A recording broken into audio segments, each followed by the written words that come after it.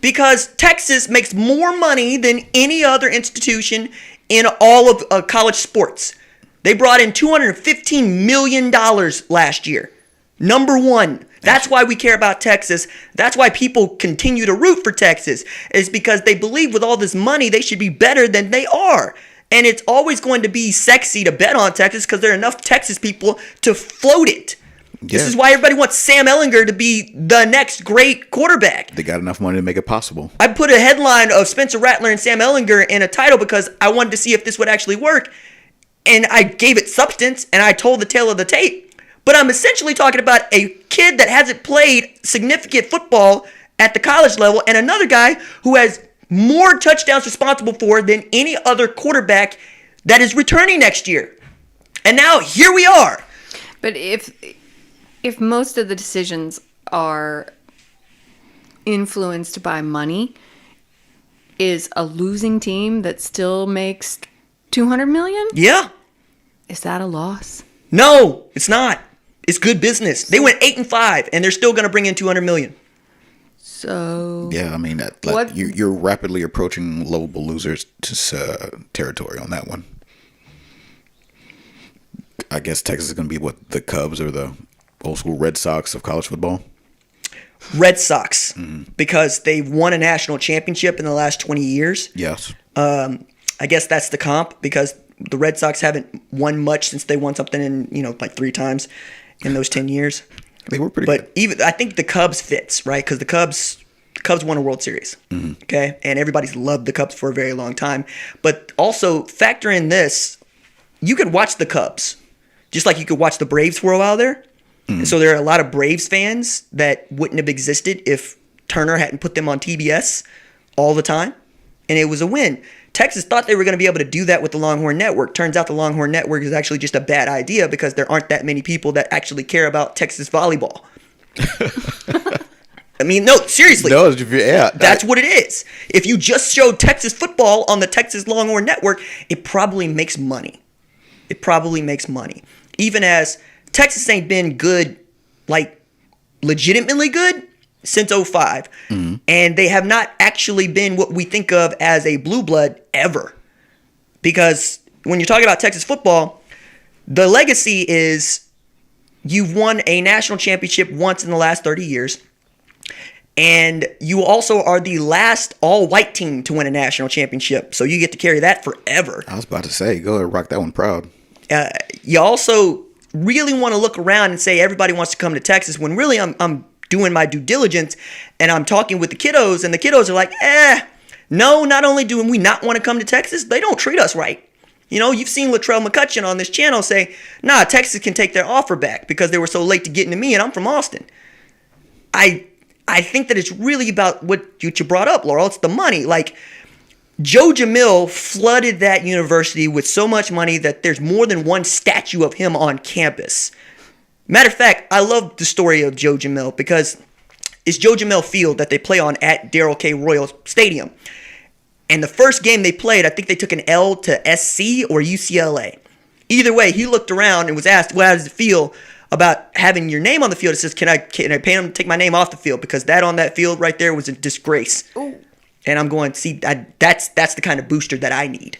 But then again, Boone Pickens did the same thing, right? He said, I want a better football team. And got one because they started throwing money into it. But then he also turns around and looks at Mike Gundy and says, I wish we'd beat Oklahoma a little bit more. Well, yeah. I mean, now we got Lincoln Riley, who's been head coach at Oklahoma for 3 years, and he's got one more Bedlam win than Mike Gundy, who's been there for 15 years. Because it does come back to money. And that's why Houston, I think, is on the way up. It's because Tilmer Fertitta has basically said, how much money is it going to take for Houston to be relevant again? Cool. I'll give you all this money. Go make it happen. And that's college football, right? College football is about the money. But then again, as we're talking about this, what isn't about the money? Not like, well, everything's about the money. Like it's the more money you pump into the thing, kind of like think of this as one step below what European soccer. Throw as much money as you can at it, you're probably going to get a championship. Manchester City. You're probably going to get what? A championship. A championship, yeah. Red Bull Leipzig. You know, yeah, they're walking examples of this. I mean, and trying to buy your talent and buy your way into winning, which gets done. It just doesn't get done unless somebody is willing to sacrifice a lot of their income to do it. And that's where we get back to like football in the NFL. The Redskins ought to be really good, but Dan Snyder is not necessarily throwing a bunch of money at this thing. Jerry Jones continues to throw a bunch of money at this thing, and now he's got rid of the ginger clapper, I got some hope that Dallas Cowboys could be good. I heard you blowing out. No, it was like I'm talking spicy about my man. I'll continue. So I'm thinking about all of these things, but I'm also thinking about how this goes individually for the kiddos, because we're in the name, image, and likeness bit here. But I kind of want to talk about the draft just a little bit. I kind of want to talk about what's next for some of these kids that are returning, because like we've already penciled in Trevor Lawrence as the number 1 overall pick in 2021.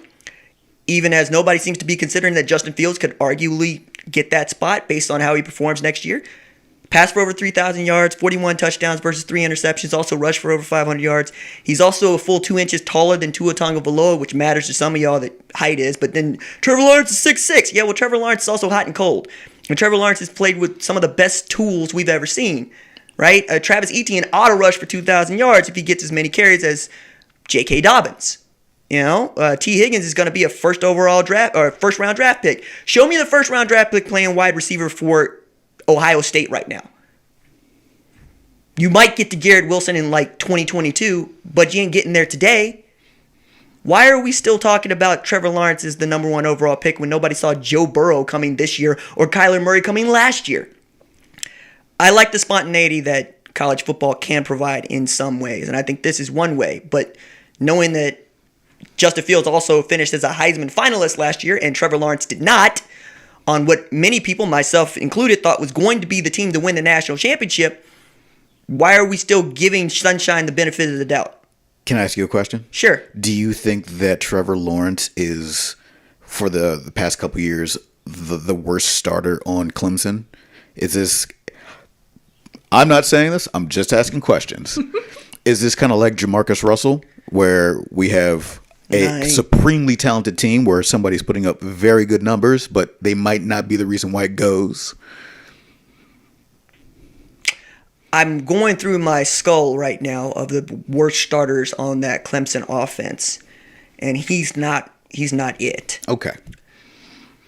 Maybe Amari Rodgers, depending on how you feel about him coming back from injury. Good, he came back from injury really, really fast. But I can make an argument that Trevor Lawrence was a better player last year than T. Higgins. It's just T. Higgins is 6'4", 230 pounds, and has a catch radius that is from, state line to state line. Okay.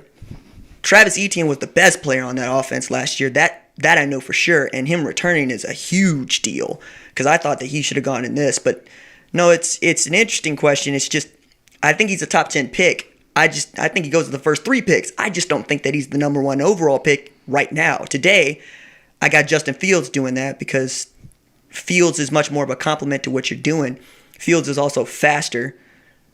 Fields has also demonstrated that he can do more with less. And that's kind of the knock on Joe Burrow right now. He had so many weapons last year. So many. That it's really hard to say what he was responsible for. Same thing with Tua Tagovailoa. Here's one. All right, babe, you know the story of Sam Bradford and him being King Finesse? No. Okay. So Sam Bradford came out in 2010, one of 4 first-round draft picks for Oklahoma, and was the number 1 overall pick, got a $50 million deal.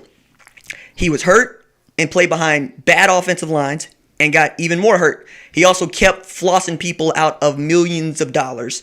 When his shoulder blew up that last year at Oklahoma, BYU blew his shoulder up, and he wasn't any good. Now, Tua Tagovailoa has had injuries to his hip, injuries to his ankles. He has not played a full season of college football ever. Ever.